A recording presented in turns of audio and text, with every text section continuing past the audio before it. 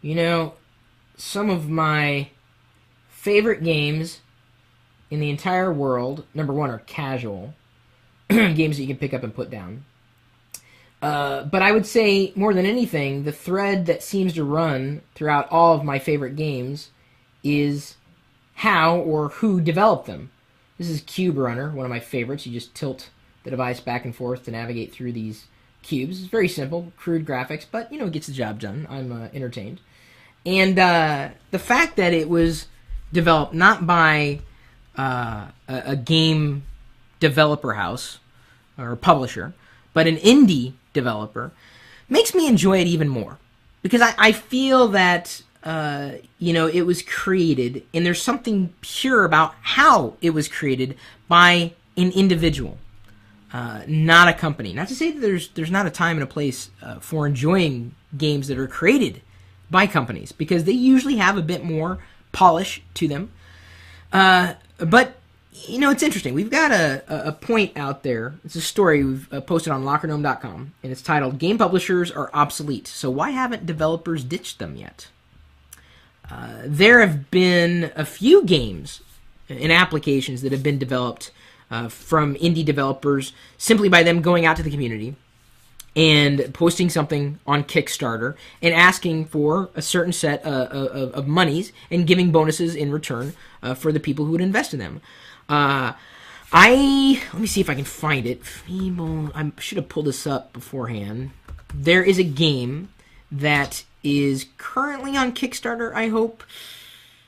Yes, there's still 32 hours to go. Oh my goodness. You guys, you can give this a chance of winning. Feeble's Fable, The Legend of Runes. It's an adventure game, and 372 backer. I'm a backer. They need a lot more to go. 32 hours left in getting this thing funded. So the reason why I wanted to fund Feeble's Fable is because my favorite artist in the entire world, Justin Hillgrove, is doing the art, and I love Justin.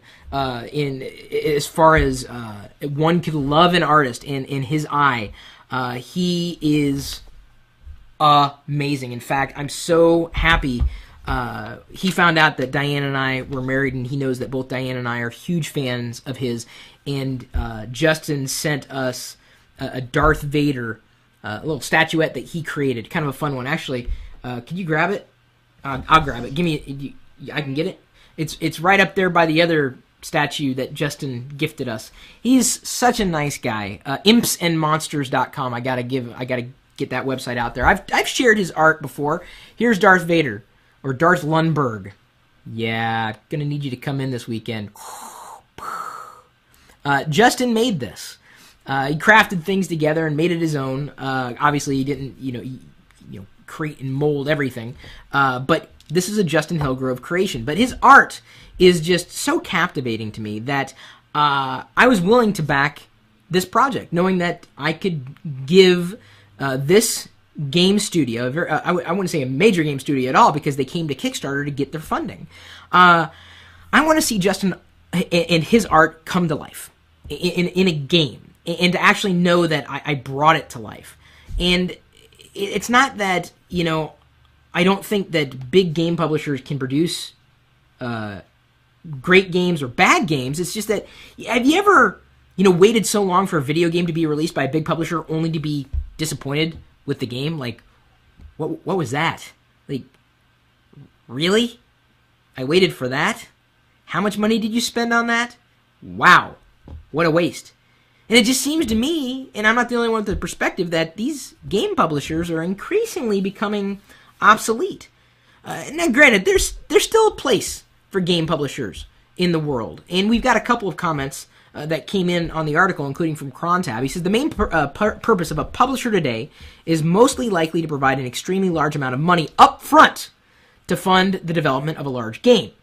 The budgets of big budget video games are big, and no easy way a developer could raise the money required on their own as an indie. But does that mean that the indie developer couldn't create an amazing game that people would want to play and buy and spend their money on, or be willing to spend their money on? I honestly foresee a day where most amazing games are funded by the people who would want to play them versus put out onto the market and then sold in the way that they're sold today. Resources like Kickstarter are helping make it happen. I'm going to be disappointed if Feeble's Fable doesn't make the cut. I did my best. I spread the word. I'm spreading the word now to let you know that it's still a possibility that they can make it. I wish I had more video game connections in the industry to let them know that this is an amazing artist whose work absolutely deserves to be seen in a video game. That's to me, it would be a dream come true because I love Justin as an artist.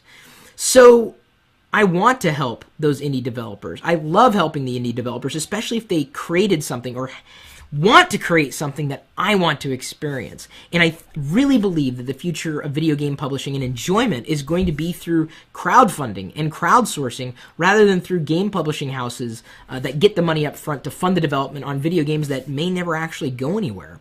So I know we've got a lot of gamers in our audience. I think you'll appreciate the icon that we used for the article on Locker Gnome talking about this story. And I know we've got a lot of people with opinions on it. I'm not going to give away the... okay, I'm going to give away the icon. Fine, I'll show you. There. It's a joystick. The funny thing is I was playing Draw Something the other day, and I drew a joystick, and the person didn't know what it was. How do you not know what a joystick is?